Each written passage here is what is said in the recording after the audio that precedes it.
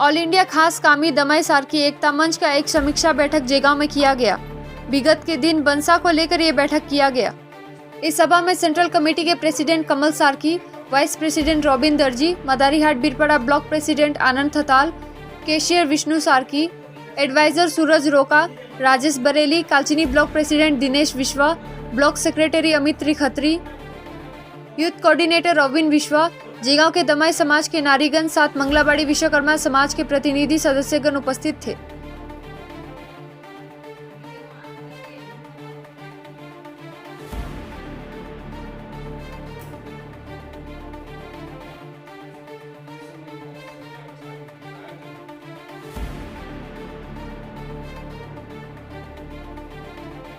Sir अस्ति एउटा video है सञ्जालमा आएको थियो, सोसियल मिडियामा हामीले देख्न पायौँ है, हजुरले मरौमा प्रश्नहरू उठाउँदै हुनुहुँदै रहेछ है।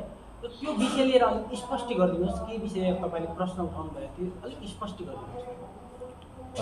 नमस्कार, म कालचिनी ब्लक अन्तर्गत सेन्ट्रल डुवर्स राङ्गामाटी शाखाबाट बिलोङ्स गर्छु र त्यो भिडियो बनाउनुको पछाडि मेरो मकसद एउटै थियो कि जुन चाहिँ गोर्खा समाजको भित्रमा जुन चाहिँ जातीय भेदभाव छ र त्यसमा कहीँ न कहीँ राङ्गामाटी शाखामा यो जुन चाहिँ एउटा कुरीति अथवा पुरानो परम्परा छ कि सानो जात भनेर कुनै पनि त्यो घरको शुभ कार्य अथवा अशुभ कार्यमा त्यहाँको अन्य समाजको मान्छे भित्र पकाएको त्यो कम्पाउन्डको भित्र नै त्यो समाजले, जस्तो विश्वकर्मा समाजको घटना थियो, दर्जी समाज अथवा सार्की समाज, त्यो समाजको भित्र भएको जुन चाहिँ कार्यमा, उसको घरको कार्यमा उहाँको कम्पाउन्डभित्र बसेर नबनाउने खाना अथवा उहाँहरूले बनाएको नखाने, मतलब यस्तो प्रकारको त्यहाँ एउटा विष्टा भान्सा भन्ने जुन चाहिँ एउटा भान्सा छ, जसले गर्दाखेरि चाहिँ हामीलाई एउटा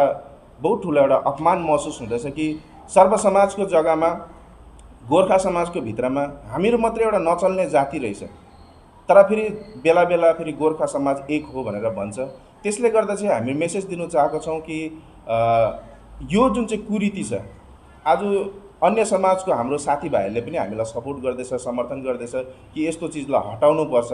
अहिले 21वीं सदीको जमाना छ, अहिले आधुनिक युग छ, यस्तो प्रकारको अहिले समय छ। यो समयमा यो रीतिरिवाजहरूलाई हामीले हटाएर स्वस्थ एउटा राम्रो वातावरण बनाउनुपर्छ भनेर उहाँहरूले पनि सपोर्ट र सहयोग गरेकोले गर्दाखेरि त्यो भिडियोको मार्फत त्यो जग्गामा चाहिँ त्यो भान्सा अथवा त्यो प्रकारको भेदभाव हटोस् भन्ने उद्देश्यले चाहिँ त्यो भिडियोलाई चाहिँ प्रकाशित गरेको हो।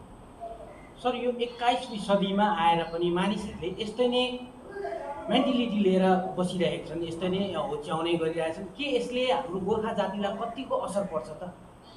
गोर्खा जातिलाई सबैभन्दा ठुलो असर परेको नै यो भेदभावले गर्दा नै छ।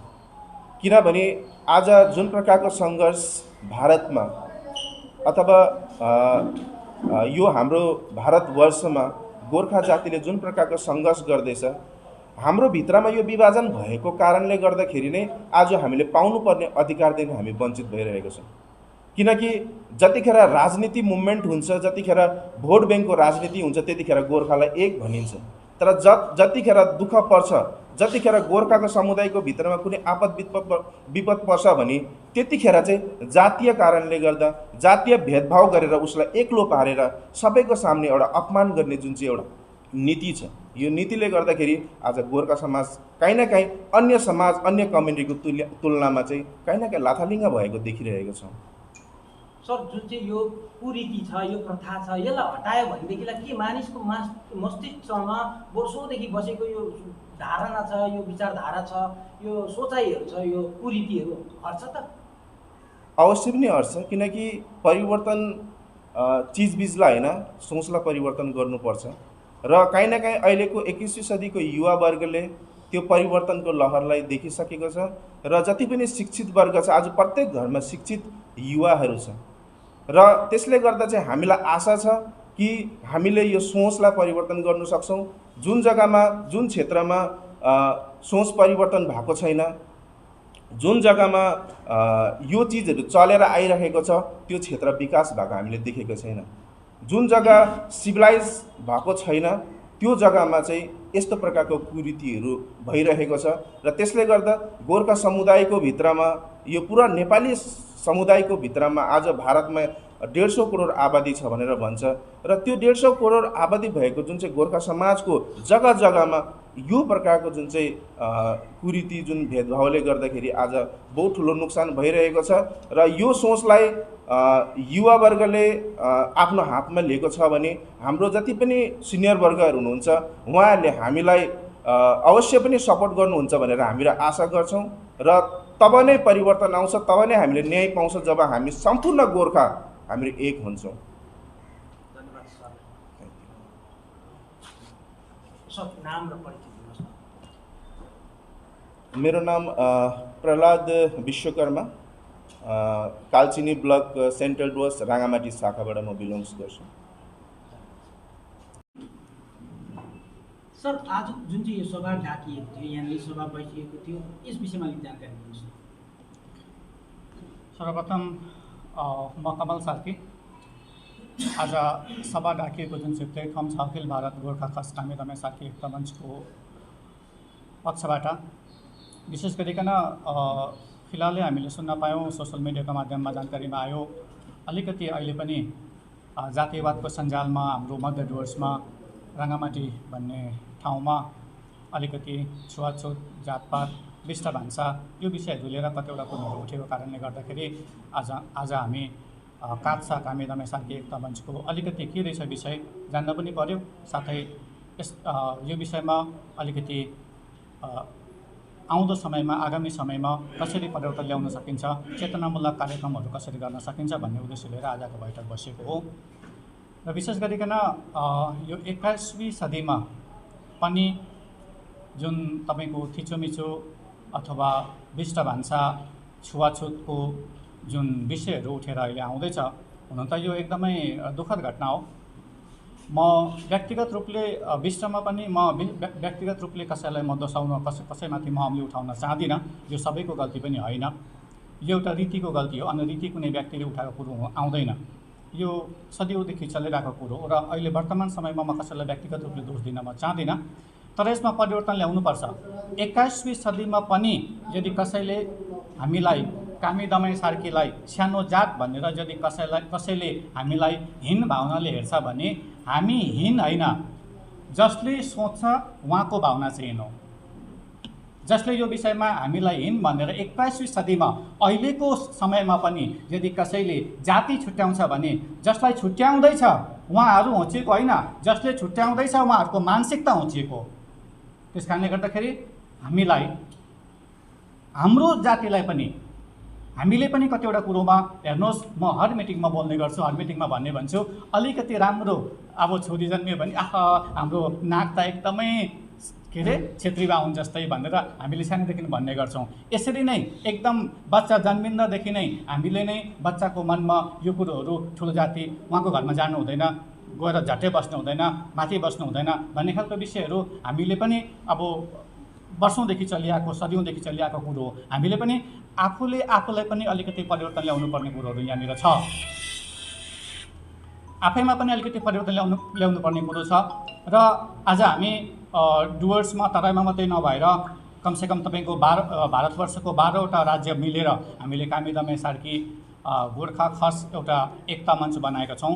हामीले यसको जुन चाहिँ मूल मुद्दा छ त्यो मात्रै नभएर समाजमा छरेको कुरीतिलाई कसरी हटाउन सकिन्छ, कसरी आउँदो युथहरूलाई राम्रो बाटोमा डोराउन सकिन्छ भन्ने जिम्मेवारी पनि बोकेर हिँडेको हुनुपर्छ र हामी हिँड्दै पनि छौँ। त्यस कारणले गर्दाखेरि अहिले गाउँमा जहाँसम्म अहिले शिक्षाको राम्रो प्रभाव परेको छैन, असर परेको छैन, जुन जग्गामा यो कुरोहरू अहिले पनि यो घटनाहरू घट्दैछ त्यहाँनिर विष्ट जातिहरूसँग पनि मेरो एउटा अनुरोध छ, रिक्वेस्ट छ उहाँहरूलाई पनि मेरो सङ्गठनको पक्षबाट, उहाँहरूले पनि अलिकति शिक्षालाई ध्यानमा राखेर परिवर्तनलाई ध्यानमा राखेर तपाईँहरूले व्यवहारमा आउनुहोस्। अनि हामी पनि हाम्रो समाजमा जुन हीन भावनाहरू अहिलेसम्म पनि फैलिरहेकै छ, हामी पनि धेरै प्रगतिमा छौँ, धेरै उन्नतिमा छौँ। म एउटा कुरो यहाँनिर उदाहरण दिएर के भन्न चाहन्छु भने जुन गाछमा धेरै फल फलेको हुन्छ त्यही गाछमा नै मान्छेले ढुङ्गा पनि हान्छन्। आज कसैले हामीलाई ढुङ्गा हान्दैछ भने हामी धेरै फैलिएको छौँ, फलेको छौँ, हामीहरूको योग्यता हुँदैछ भनेर मान्छेले हामीलाई ढुङ्गा हान्दैछ। र जसले यो कुरोहरू सोच्दैछन्, सबैले सोचेका छैनन्, तर जसले यो कुरो सोच्दैछन् उहाँहरूले यो कुरोलाई पनि ध्यानमा राखिदिनु पर्यो।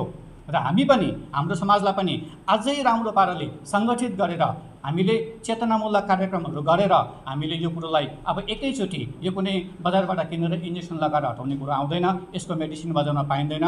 मान्छेको विचार परिवर्तन गर्नु एक दिनमा हुँदैन, लामो समयको कुरो। त्यस कारणले गर्दाखेरि म सङ्गठनको पक्षबाट अध्यक्ष हुनका नाताले, राष्ट्रिय अध्यक्ष हुनका नाताले म विष्ट हाम्रो क्षेत्रीय बाहुन मगर प्रधान सबै हाम्रो विष्ट दाजुभाइ दिदीबहिनी पुरा विष्ट समाजलाई नै म आग्रह गर्न चाहन्छु सङ्गठनको पक्षबाट, हजुरहरू पनि अलिकति समयको साथमा आफूलाई अलिकति परिवर्तन ल्याउनुहोस्, आफ्नो विचारमा परिवर्तन ल्याउनुहोस्।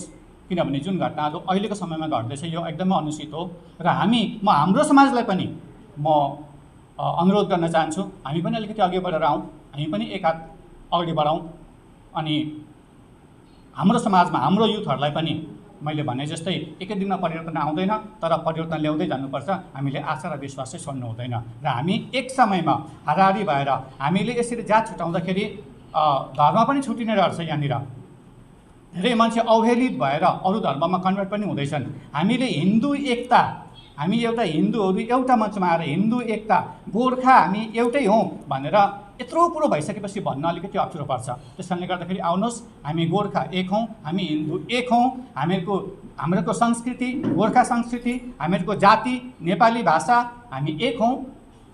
त्योभन्दा पनि ठुलो कुरो हामी चिया कमानमा बस्ने मान्छे होइन, हामी नङ र मासु जस्तै मिसिएर बस्ने। तपाईँहरूले याद गर्नुभएको कुरो होला, चिया कमानमा दिउँसोको भान्सा गर्दाखेरि घरबाट बोकेर लिएर गएको भान्सा गर्दाखेरि आदिवासी होस्, नेपाली होस्, बिहारी होस्, छेत्री होस्, बाहुन होस्, कामी होस्, सार्की होस्, दमाई होस्, उहाँहरूले आजदेखि होइन वर्षौँदेखि एकसाथमा बसेर घरबाट ल्याएको सब्जी साटेर खाने बानी भएको। त्यति बेला पनि त त्यहाँ पनि त जात त्यही जातै नै हो नि त। हामीले त्यसरी साटेर खाएर हामीले सार्कीको नानीले, दमाईको नानीले छेत्री बाहुन आमाको दुध खाएर बगानमा हुर्केको नानी हो। आज हामीले गाउँमा यसरी जात छुट्याएर 21वीं शताब्दीमा पनि यसरी जात छुट्याएर बस्नु चाहिँ एकदमै हीन भावनाको प्रतीक हो।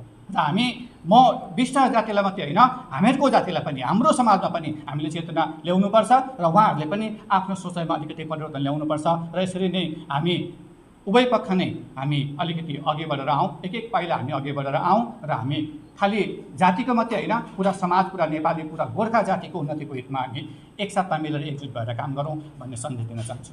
धन्यवाद।